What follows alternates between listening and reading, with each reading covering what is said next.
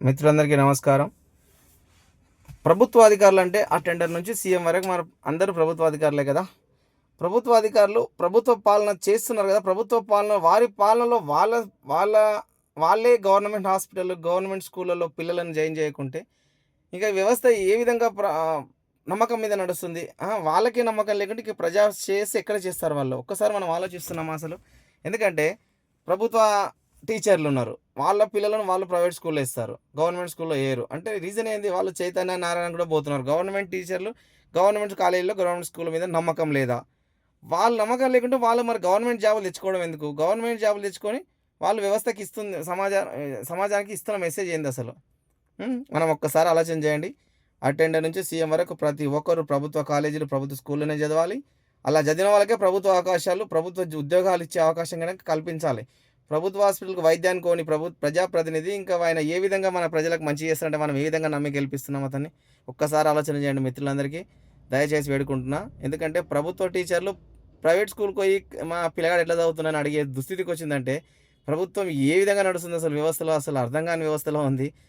Inter వరకు అసలు inter, 10థ్ వాళ్ళు ప్రైవేట్ స్కూల్‌లో ఏస్తున్నారు. బచ్‌పన్ స్కూల్ నుంచి స్టార్ట్ అయితే కార్పొరేట్ ఓక్ ridge school, Delhi public school అనుకుంటా, చిరాగ్ ఇలాంటి స్కూళ్ళలో ఏసి లక్షల లక్షల ఫీజులేసి నారాయణ చైతన్య కాలేజీలో జాయిన్ చేసి లక్షల లక్షల ఫీజు కడుతుంటే, గవర్నమెంట్ కాలేజీలో కనీసం స్టూడెంట్స్ దగ్గర టీచర్స్ ఉన్నా వాళ్ళకి చెప్పేటంత స్టూడెంట్స్ లేకపోవడం, సెక్షన్‌కి 40 మంది కాలేజీలో లేరంటే మరీ దారుణమైన సిచ్యువేషన్‌లోనో ఒక్కసారి ప్రభుత్వాలు ఆలోచించాలంటే, వ్యవస్థ మారాలంటే మనమే ప్రశ్నించాలి. ప్రభుత్వ స్కూల్‌లో టీచర్లందరూ ప్రభుత్వ స్కూళ్ళలోనే చదవాలి. అలాగే అటెండర్ నుంచి సీఎం వరకు వాళ్ళ పిల్లలు వాళ్ళు ప్రతి ఒక్కరు హాస్పిటల్ డెలివరీ కానుంచి ఏ చిన్న గాయమైనా కూడా ప్రభుత్వ హాస్పిటల్‌కే పోవాలి. అప్పుడే వ్యవస్థలో మార్పు వస్తుంది. అప్పటిదాకా వ్యవస్థ రాదు. మార్పు రాదు కాబట్టి ఖచ్చితంగా మనం వాళ్ళని ప్రశ్నించాలి. మీరు ప్రైవేట్ హాస్పిటల్‌కి ఎందుకు పోతుర్రు?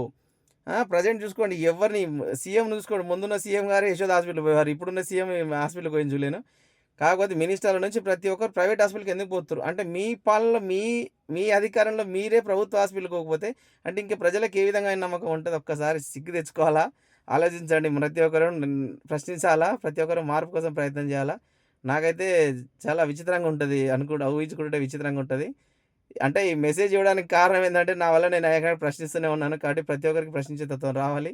ఆ వ్యవస్థలో ప్రశ్నించే తత్వం రాకపోతే వ్యవస్థ ఎప్పుడు మారదు కాబట్టి ఒకప్పుడు